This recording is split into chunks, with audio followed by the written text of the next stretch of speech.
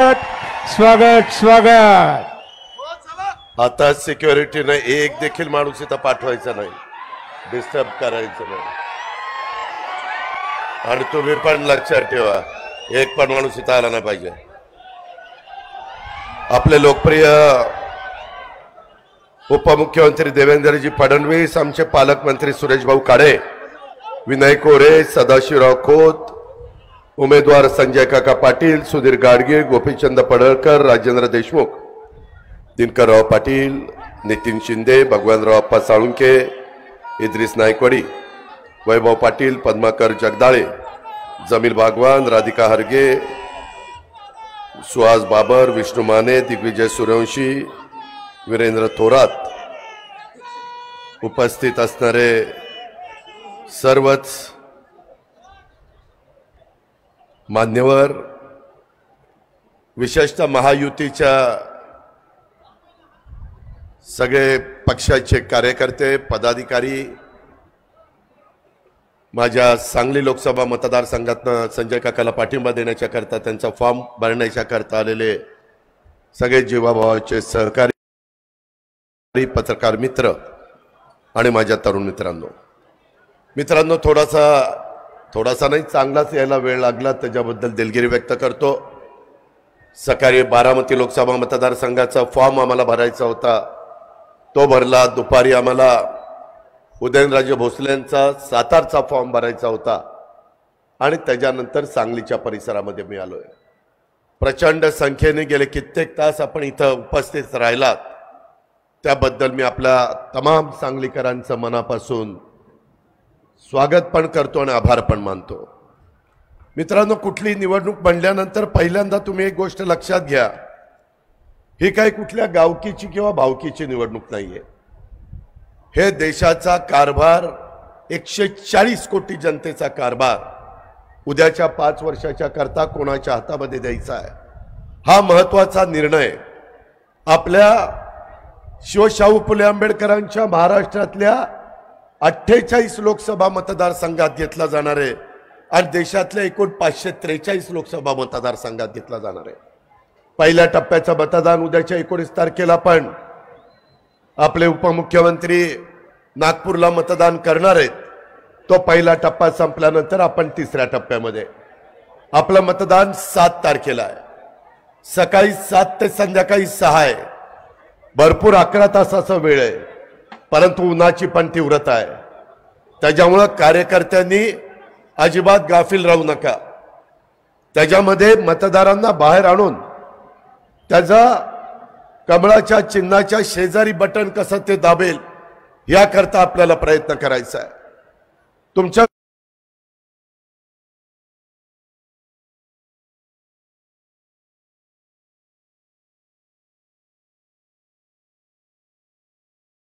आणि देशातल्या एकूण 543 लोकसभा मतदारसंघात घेतला जाणार आहे। पहिल्या टप्प्याचं मतदान उद्याच्या 19 तारखेला पण आपले उपमुख्यमंत्री नागपूरला मतदान करणार आहेत। तो पहिला टप्पा संपल्यानंतर आपण तिसऱ्या टप्प्यामध्ये, आपलं मतदान 7 तारखेला आहे। सकाळी 7 ते संध्याकाळी 6 आहे, भरपूर 11 तासाचा वेळ आहे, परंतु उन्हाची पण तीव्रता आहे। त्याच्यामुळे कार्यकर्त्यांनी अजिबात गाफील राहू नका। त्याच्यामध्ये मतदारांना बाहेर आणून त्याचा कमळाच्या चिन्हाच्या शेजारी बटन कसं ते दाबेल याकरता आपल्याला प्रयत्न करायचा आहे। तुमच्या समोर अनेक उमेदवार उभे आहेत। तुम्ही म्हणाल की इथंच का मत करायचंय? गेले 10 वर्ष या देशाचं पंतप्रधान पद अतिशय चांगल्या प्रकारे, अतिशय तडफदारपणे, अतिशय चांगल्या प्रकारचं विजन ठेवून स्वतः पंतप्रधान नरेंद्र मोदी साहेबांनी सांभाळलेलं आहे। फक्त भारत देशातले मतदार किंवा जनता त्यांच्यावर खुश नाही। परदेशामध्ये कुठल्याही देशात गेले तर प्रचंड उत्साहाने त्यांचं स्वागत केले जातं। जगाच्या पाठीवर मोदी साहेब पंतप्रधान झाल्यापासून तुमच्या माझ्या देशाची शान वाढलेली आहे। देशाकडे बघण्याचा दृष्टिकोन जगातल्या सर्व देशांचा बदललेला आहे। मगाशी सांगितलं तसं आपण जगात 5व्या क्रमांकावर अर्थव्यवस्थेच्या बाबतीमध्ये आपल्याला आता 3ऱ्या क्रमांकावर जायचं आहे। शेवटी तुमचा माझा सगळ्यांचा संबंध आपण खासदार आमदार कशा करता निवडून देतो की त्यांच्याकडनं खासदाराच्याकडनं केंद्राचा मोठ्या प्रमाणावर निधी आला पाहिजे, आमदाराकडनं राज्याचा मोठ्या प्रमाणावर निधी आला पाहिजे, त्या त्या मतदारसंघाचा सर्वांगीण विकास झाला पाहिजे। आज आपला एकेकाळी तुमचा माझा जत असेल, तासगाव असेल, कवठेमंकाळ असेल, पलूस कडेगाव असेल, आटपाडी खानापूर असेल, सगळे दुष्काळी भाग, वर्षानुवर्ष कुसळाशिवाय काही उगवत नव्हतं, परंतु तिथं टेंबू ताकारी म्हैसाळ हे पाणी फिरलं आणि त्याच्यातनं संपूर्ण चित्र बदलायला सुरुवात झाली। परंतु काही गोष्टी राहिल्या त्या पूर्ण करण्याच्या करता संजय काकांनी जीवाचं रान केलं। बाकीचे सगळे कार्यकर्ते झटत होते, महायुतीचं सगळे आमचे घटक झटत होते। मित्रांनो, त्याच्यामध्ये खानापूर, तासगाव, कवठेमंकाळ, आटपाडी, खटाव, मान, जत, सांगोला या सगळ्याचे मिळून 109 गावं आपण त्याच्यामध्ये ऍड केली। 1 लाख एकराला पाणी त्या ठिकाणी आपण देतोय, 8 TMC पाणी आपण त्या ठिकाणी देतोय। एवढं मोठं काम आज आपल्या शेतकऱ्यांच्या करता, समाजाच्या करता करतोय। उद्या माझ्या शेतकऱ्याकडे 2 पैसे आले तर सांगलीची बाजारपेठ, मिरजची बाजारपेठ तिथं चांगल्या पद्धतीने उलाढाल होती, व्यापारी वर्ग समाधानी होतो आणि म्हणून शेतमजूर समाधानी होतो। त्याकरता ही कामं करावी लागतात। त्याचा उल्लेख मगाशी सुरेशराव खाडेंनी केला। आज किती दिवस झाले, किती महिने झाले त्या बाबतीमध्ये आपली त्या म्हैसाळ चालू आहे। लाईट बिल तुम्हाला भरावं लागतं का? टंचाईचं निमित्त करून आम्ही लाईट बिल भरतो, माझ्या शेतकऱ्याला त्रास होऊ नये। आता तर एकनाथराव शिंदे, देवेंद्र फडणवीस, मी आणि आमचा असणारं मंत्रिमंडळ आम्ही आता एक निर्णय घेतला की टप्प्याटप्प्याने टेंबू, ताकारी, म्हैसाळ, पुरंदर, जनाई, शिरसाई, विष्णुपुरी, माझं तिकडचं असणारं जिहे काठापूर, तारळी ह्या सगळ्या योजना आम्ही सूर्यावर सोलर पॅनल बसून त्या ठिकाणी चालणार आहे। तुम्हाला विजेचं बिल भरण्याचा आता प्रश्नच येणार नाही पुढे। याकरता करोडो रुपये लागले तरी चालतील, परंतु यंदाच्या अर्थसंकल्पामध्ये आम्ही तो निर्णय घेतलेला आहे। टप्प्याटप्प्याने एक एक योजना पूर्णपणे सूर्यप्रकाश उगवला की त्या बाबतीमध्ये आपलं वीज तयार होणार, मावळाकी बंद होणार। पण रात्री देखील आपण जे ऊर्जा मंत्री आहेत देवेंद्र फडणवीस यांच्याकडनं वीज घेणार आहे आणि ती विजेची भरपाई सोलर मधनं आपण त्यांना देणार आहोत। ह्या पद्धतीचा कार्यक्रम दिलाय, कुणी दिलाय? महायुती सरकारने दिलाय। त्या संदर्भामध्ये मध्ये आमच्या लक्षात आलं नाही, MWRRनी त्याच्यामध्ये आमच्या शेतकऱ्यांचे पाणीपट्टीचे दर 10 पट वाढवले। मीटिंग मध्ये कॅबिनेटला आम्ही बसलो आणि आमच्या लक्षात आलं, ताबडतोब मुख्यमंत्री आणि दोन्ही उपमुख्यमंत्री सगळ्यांनी निर्णय घेतला, पहिले दर होते तेच ठेवायचे, 10 पट वरचं बंद करायचं आणि जुने दर तुमच्या शेतकऱ्यांना, आपल्या सगळ्या महाराष्ट्रातल्या शेतकऱ्यांना आपण लावले। मधल्या काळामध्ये असंच घडलं की वर्ष संपल्यानंतर विजेचं जे बिल येत होतं त्याच्यामध्ये वाढ झाली, शेतकरी त्या ठिकाणी नाराज झाले, आमच्याकडे तक्रार आली। आम्ही 750 कोटी रुपये बजेट मधनं महावितरणला दिले आणि त्यांना सांगितलं की पूर्वीसारखं वीज बिल आम्हाला त्या उपसा सिंचन योजनेला लावायचं। हे शेतकऱ्यांचं सरकार आहे। केंद्र सरकारमधले नरेंद्र मोदी साहेब सगळ्या जाती धर्माला मदत करतात, सगळ्या घटकाला मदत करतात, समाजातल्या शेवटच्या माणसाला मदत करतात। त्यावेळेस माझ्या बळीराजाला तर आम्ही अधिक चांगल्या पद्धतीनं मदत करण्याचा प्रयत्न त्या ठिकाणी करत असतो। मित्रांनो, तुम्हाला माहिती नाही, मी अनेक वर्ष त्या संदर्भामध्ये सहकारामध्ये काम करणारा कार्यकर्ता, सांगली जिल्ह्यामध्ये देखील सहकार रुजलेला आहे। इथं विनय कोरे आहेत, बाकीचे माझे सहकारी आहेत। आम्ही साखर कारखान्यामध्ये कधी कधी जास्त भाव चांगला मिळायचा, आणि नंतर केंद्र सरकारने इन्कम टॅक्स लावला। सदाशिवराव खोत, तुम्हाला माहिती आहे, तुम्ही शेतकऱ्यांचे नेते आहात, आणि तो इन्कम टॅक्स वाढत गेला। सांगलीकरांनो, जवळपास 20 वर्ष मी एके अँथोनी असतील, पी चिदंबरम असतील, त्याच्या संदर्भात प्रणव मुखर्जी असतील, जे अर्थमंत्री झाले त्यांच्याकडे आम्ही गेलो। अर्थमंत्री थांबवायचे, पण ती टांगती डोक्यावरची तलवार माझ्या भारतातल्या ऊस उत्पादक शेतकऱ्याची कुणी काढली नाही। आकडा 10,000 कोटीचा, व्याज 15,000 कोटी, 25,000 कोटीला गेलं। जर इन्कम टॅक्सनी खाती सीज केली असती तर कारखान्याची राख रांगोळी झाली असती। केंद्रामध्ये नरेंद्र मोदी साहेबांचं आणि अमित भाईंचं सरकार आलं। अमित भाईंच्याकडे देवेंद्रजी, हर्षवर्धनजी, राधाकृष्णजी, अनेक ज्यांना ह्या प्रश्नाची जाण आहे ते गेले। अमित भाईंना विषय माहिती होता, कारण गुजरातच्या पण लोकांच्या डोक्यावर तलवार होती। त्यांनी सांगितलं, मी लक्ष घालतो। नुसतं लक्ष घातलं नाही, 20-25 वर्ष काँग्रेसच्या राजवटीमध्ये जे आपल्याला काढून टाकता आलं नाही, ते नरेंद्र मोदी साहेबांनी आणि अमित शहांनी 15,000 कोटीचं व्याज माफ केलं आणि 10,000 कोटीचं मुद्दल देखील माफ करून टाकलं। हे ऊस उत्पादक शेतकऱ्यांना मदत नाही, दिलासा नाही। दर उतरायचे माझ्या साखरेचे, कधी कधी 17 रुपये, 20 रुपये, 22 रुपये विनय आपण साखर विकली। आता साखर 31 रुपयाच्या खाली विकायची नाही, अशा प्रकारचे आदेश आहेत। आता साखरेचे भाव 3500-3600 रुपये आहेत का, तर माझ्या शेतकऱ्याला पैसे मिळावे। मित्रांनो, त्याच्यामध्ये पुन्हा अमित भाईंच्या कानावर घातलं की अमित भाई, आता हे टॅक्स माफ झाला, तुम्ही निर्णय घेतला, आमचं भलं झालं, परंतु इथून पुढं FRP पेक्षा जास्त दर जर कुठल्या कारखान्यांनी दिला तर वरचे पैसे इन्कम टॅक्स त्याला लागणार।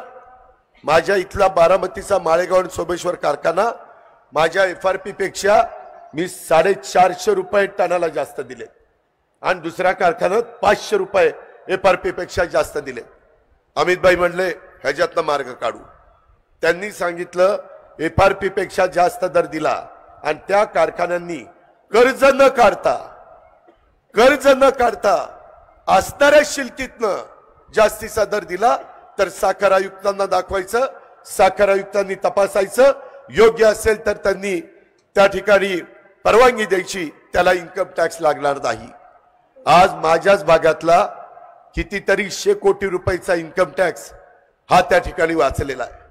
अशा पद्धतीनं हे सरकार सर्वांना मदत करणारं हे नरेंद्र मोदी साहेबांच्या नेतृत्वाखालचं सरकार आहे। मित्रांनो, एवढंच नाही, FRPचा दर हा प्रत्येक वेळीच वाढलाय, त्याच्यातनं शेतकऱ्यांना जास्तीचा दर मिळतोय। आम्हाला मध्ये लक्षात आलं, मागं आम्हाला 6 रुपये दर विजेचा मिळायचा, कोजन त्याला आपण म्हणतो। मध्ये ते दर नंतर कमी झाले, 4.5 पर्यंत आले।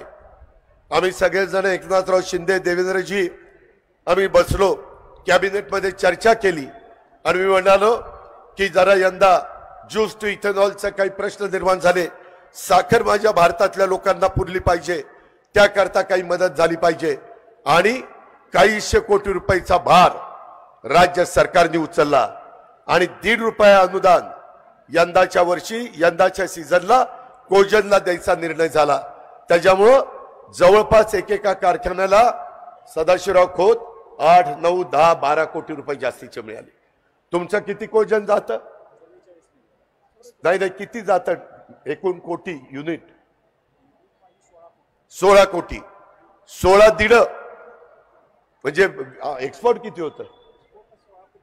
16 कोटी म्हणजे तुम्हाला मिळणार जवळपास 24 कोटी, 16.5, 24 कोटी विनय कोऱ्यांच्या वारणा सहकारी साखर कारखान्याला मिळणार। हे शेतकऱ्याचं सरकार आहे, हे बळीराजाचा विचार करणारं सरकार आहे।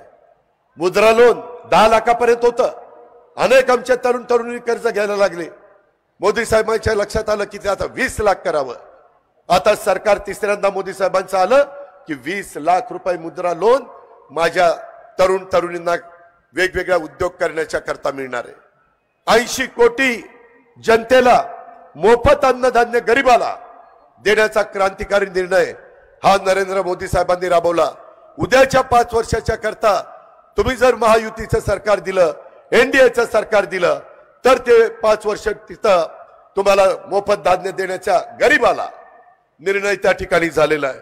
मित्रांनो, अशा पद्धतीनं अनेक गोष्टी आपण त्या बाबतीमध्ये करतोय आणि हे करत असताना त्याच्यामध्ये माझ्या जिल्ह्यात भाग की जिथं कुसळ देखील उगत नव्हतं, काही ठिकाणी द्राक्षाच्या बागा होत्या, डाळिंबाच्या बागा होत्या, लोक टँकरनी पाणी घालायचे, परंतु आता तिथं सगळं हिरवगार शिवार आपल्याला पाहायला मिळतंय। उद्याही 1 लाख एकरावर पुन्हा पाणी देण्याचा आमचा सगळ्यांचा मानस आहे। त्याकरताच संजय काकाच्या कमळाच्या चिन्हाच्या शेजारचं बटन दाबायचंय। समोरचे लोक काही करू शकत नाही, खिचडी झालेली आहे। तुम्हाला सांगतो, मागे देखील असंच जनता पक्ष निघालेला होता, कुणी पंतप्रधान व्हायचं, 1 वर्ष 2 वर्ष 6 महिने 4 महिने अशा पद्धतीची सरकार टिकली। 140 कोटीचा कारभार 5 वर्षाच्या करता स्थिर सरकार पाहिजे। म्हणून माझी विनंती आहे, गाव पातळीवरच्या, तालुका पातळीवरच्या, ग्रामपंचायत, जिल्हा परिषद, तालुका पंचायत, नगरपालिका, महानगरपालिकेच्या किंवा साखर कारखाने, खरेदी संघ, मार्केट कमिटी, दूध संघ या निवडणुकीमध्ये काही झालं असेल, भांड्याला भांडं लागलं असेल, आपण एकमेकाच्या विरोधामध्ये लढलो असो, परंतु आता देश डोळ्यासमोर आणायचा आहे, भारत डोळ्यासमोर आणायचा आहे आणि भारताकरता, या देशाच्या 140 कोटी जनतेच्या करता आपण महायुतीचे उमेदवार ज्या ज्या भागामध्ये उभे आहेत त्यांना निवडून द्यायचं आहे। जसा ऊसाचा धंदा माझ्या या भागामध्ये महत्वाचा आहे, तसा दुधाचा धंदा आम्हाला खासदार आमदार सांगायला लागले, दर कमी झाले, आम्ही एकत्र बसलो, लिटरला 5 रुपये अनुदान। सदाशिवराव, तुमची पण मागणी होती, आमची महायुतीच्या सगळ्या घटक पक्षांची मागणी होती। आज आम्ही 5 रुपये जास्त देतोय, का तर माझ्या दूध उत्पादक शेतकऱ्याला परवडावं, त्याला त्या ठिकाणी अडचण येऊ नये। ह्या पद्धतीचा कारभार आज देश पातळीवर पण चाललेला आहे, राज्य पातळीवर पण चाललेला आहे, परंतु त्याच्याकरता उद्याच्या 7 तारखेला तुमच्या पवित्र मताची गरज आम्हाला पाहिजे, संजय काकाला पाहिजे। त्याच्यामध्ये त्यांच्या कमळ चिन्हाच्या शेजारचं बटन दाबायचं आहे। ठीक आहे, वेगवेगळ्या भागामध्ये अनेक प्रकारे वाद आहेत, परंतु ते वाद आता देशाच्या निवडणुकीच्या निमित्तानं उद्या नवीन पिढीचं भवितव्य ठरवणारी ही निवडणूक आहे। त्याकरता तमाम माझ्या सांगलीकरांना माझी आग्रहाची, नम्रतेची, कळकळीची विनंती आहे, मागच्या काळामध्ये ज्यांनी साखर कारखाने चांगले काढले, वसंतदादांनी चांगले कारखाने काढले, वाटोळ कुणी केलं? कुणी केलं? आज दुसऱ्याला चालवायला कारखाने देता? अरे तुमच्यामध्ये धमक नाही साखर कारखाना चालवायची? आम्ही साखर कारखाने चांगले चालून दाखवतो। अशा पद्धतीनं काय केलंय? बँकांचं काय केलंय? काय परिस्थिती आहे? आज इथं एवढी आर्थिक सुबत्ता होती, आम्ही सगळं सांगलीचं उदाहरण द्यायचो, सगळ्यात मोठा आमच्या महाराष्ट्रातला शेतकरी सहकारी साखर कारखाना नंतर वसंतदादा सहकारी साखर कारखाना म्हणून ओळखला गेला, परंतु ते आता कोणतरी दारू आहे आणि तो दारू तो कारखाना चालवतो आणि आम्ही त्या तोंडाकडे बघतो। अरे माणसं,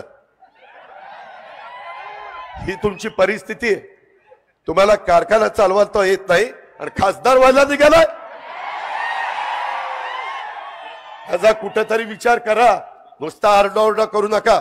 7 तारखेपर्यंत हा टेम्पो टिकला पाहिजे आणि महायुतीचे उमेदवार या नात्याने संजय काकांना दुसऱ्यांदा नरेंद्र मोदींना पाठिंबा देण्याच्या करता आपण पाठवलं पाहिजे, एवढीच आग्रहाची, नम्रतेची, कळकळीची विनंती करतो आणि आपली रजा घेतो। जय हिंद, जय महाराष्ट्र। धन्यवाद दादा।